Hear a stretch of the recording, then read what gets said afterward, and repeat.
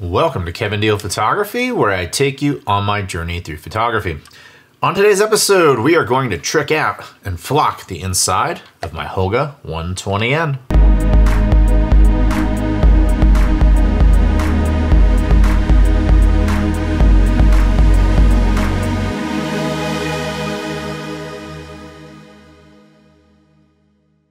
Welcome to today's episode. If you're not familiar with Kevin Deal Photography, we do gear reviews, tips, techniques, and tutorials, and sometimes we dive into film.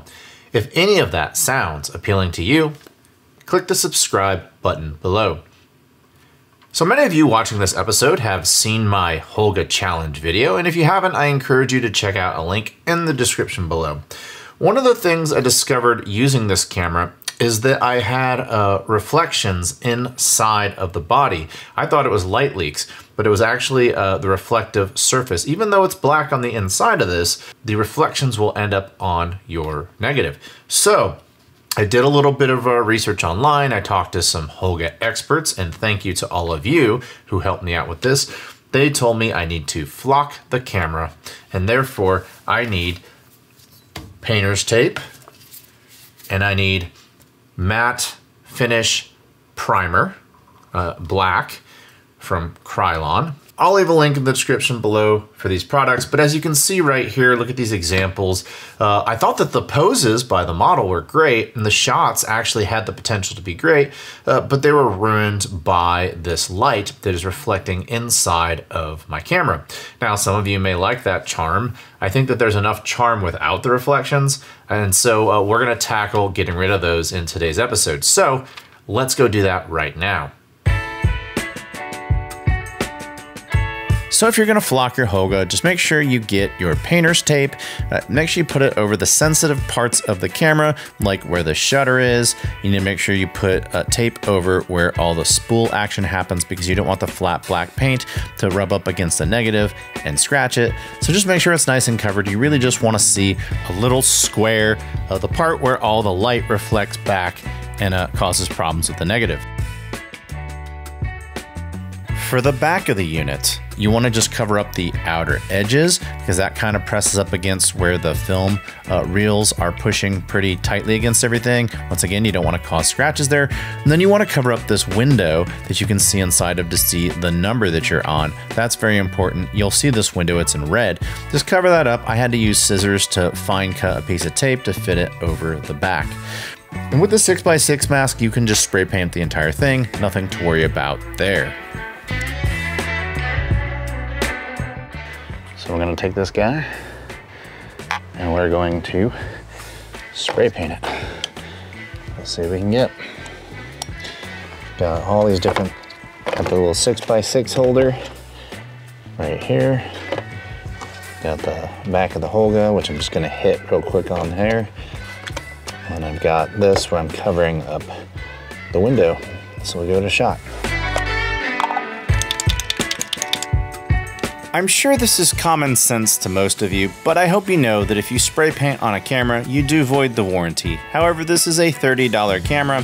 It's not exactly something I would worry about, but it's my obligation to warn you.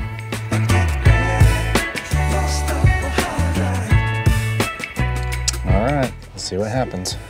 So we'll let it sit for 24 hours and we'll check on it.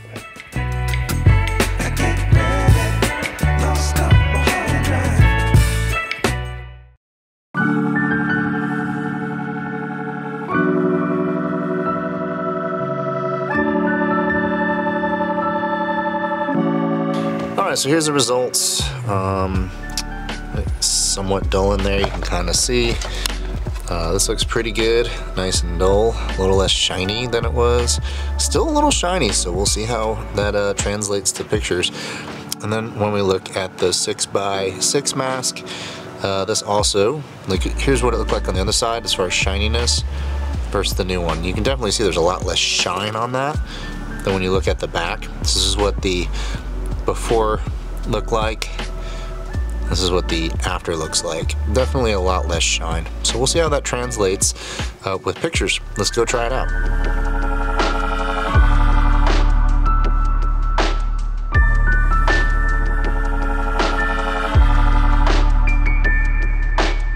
right, so I'm here in downtown Austin at Peace Park. That's P-E-A-S-E, not Peace, but Peas. So I don't know why they spell it that way. It's probably someone's last name. But I have my Holga 120N camera. I've loaded it with Ilford HP5, which is a pretty tolerable film as far as what I throw at it. And I have the inside flocked with the flat black paint. We'll see if we get any more reflections. I'm gonna try to shoot this thing like into the sun and kind of 90 degrees off and then backlit. I'll throw a bunch of different types of scenarios at it to see if we can recreate these reflections. This isn't necessarily an important roll of film to me. It's a test roll. So I'm just gonna be shooting like some street photography. I'm not working with any models today. So yeah, we'll just see what kind of results we can get here at Peace Park now that we've flocked the Holga 120N.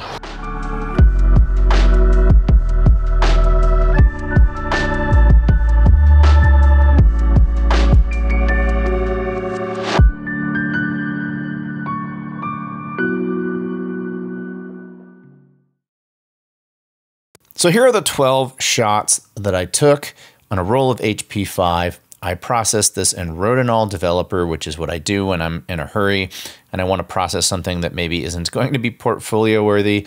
Film is expensive, developer is expensive. So I didn't use Ilford DDX, so the grains are going to be a little larger than normal.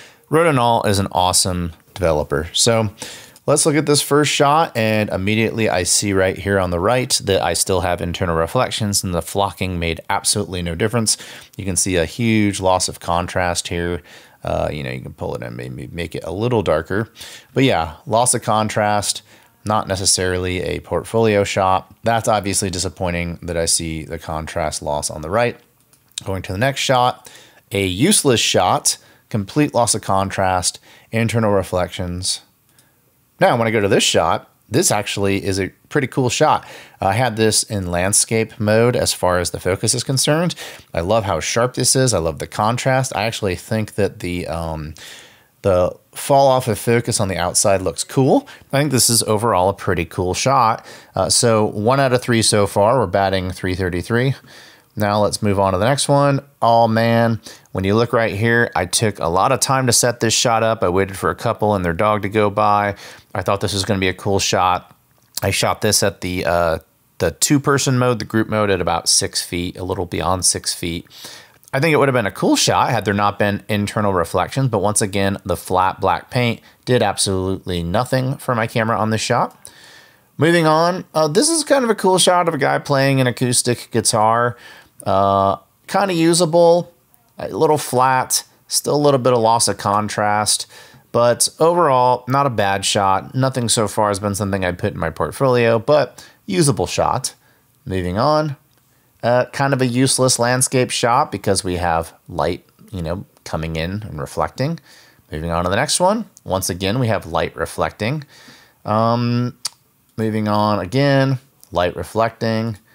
Moving on again, I actually like this shot. And this actually brings up a point, which is they say it's 1/100th of a second, but you know, you got this guy skateboarding here and there's not a lot of motion blur. So I'm not sure if it's 1/100th of a second on my copy. I think it's probably more like 1/250th of a second.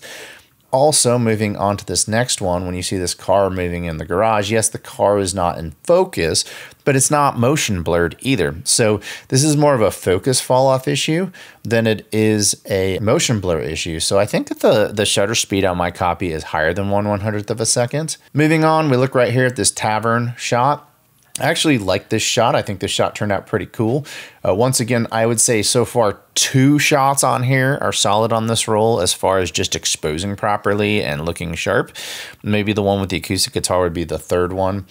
And then moving on, this is kind of a unique, cool shot too with the birds on the power lines. So I would say that this shot's kind of boring, but from an exposure standpoint is usable. This one, I love the shot, but I don't love the way that it exposed with the reflections inside. So I'd say 1, 2, 3, 4 shots, maybe 5. Yeah, 5 shots are kind of usable. But when I say of those 5, really only 2 of them didn't have any sort of reflections. So this one didn't have reflections on it. This one didn't have reflections on it. Well, and I guess this one didn't have reflections on it. So 3 out of 12 shots didn't have any sort of internal reflections. And then the other 9 did. So in my personal experiment, flocking the camera made no difference. And when I compare it to rolls of film that I shot before I flocked the camera, I actually had some rolls pre-flocking where I had less internal reflections than I did on this. Now keep in mind, it was a mostly cloudy day with the sun peeking through every now and then. It wasn't a crazy sunny day. There wasn't a ton of light to reflect on the inside of the camera body, and I still got these pretty cloudy and terrible results. So now that I have tricked out the inside of my Holga camera and I have basically voided my ability to return it, what are my thoughts? My thoughts are, if you go take pictures with this camera and you see reflections on the inside, return it. Do not trick the camera out. I think this is more of a commentary on the inconsistency of the build of these cameras, because Brandon Gorey, who did the Holga challenge with me, his right out of the box has worked. There's been no internal reflections. I've taped this thing and I'm still getting the same problem. So that leads me to believe that these are crap as far as build quality and inconsistent as far as build quality. So the lesson learned here is don't sink another $10 into it. You're just going to give Sherwin-Williams your hard-earned money, and that's really all that happened. Now, I didn't return it. I tricked it out. It made for a really cool episode, an educational episode, hopefully for some of you. And if you are watching this and you are an experienced Holga user, I am not. So I'm not the all-knowing here. I am trying things out for the first time. So if I did something wrong, tell me about that in the comments below. But I'm going to walk away with an impression of this Holga camera that for my overall photography and the aesthetic that I'm going for when I shoot film, the Holga doesn't work the way I work. It's not compatible with the way I work. See, the way I work is I want to have complete control over the results. I'm very much from point A to point B and everything in between. I want to control the outcome. And I find that with the Holga, while it's charming and sometimes cool and unique, the Holga does a lot of the driving for you, and not necessarily in a good way. A shot where you just see internal reflections, there's no contrast, you can't even tell what the subject is, that's not good photography. I mean, some of you may think that's cool and unique, but you didn't really take that picture because what you were composing and trying to take a picture of just turned into this ghosty mush, and you didn't do that. A bunch of imperfections in the camera did that. Now, you can argue all day long that that's your thing, that's your jam, and that's the art you want to make, and I can't tell you otherwise. However, for what I do, that's not how I roll. So moving forward, if I decide I want to shoot 6x6, I'm going to stick with my Mamiya C330 and only relegate this guy to unique projects where I want mushy and details that I don't have any control over. So that does it for today's episode. I thank all of you for sticking around. If you have any comments, tell me about what you think about this in the comments below. If you like this channel, I humbly ask you click the subscribe button below. I thank each and every one of you for helping grow this channel. And until next time, I'll talk to you soon. Bye.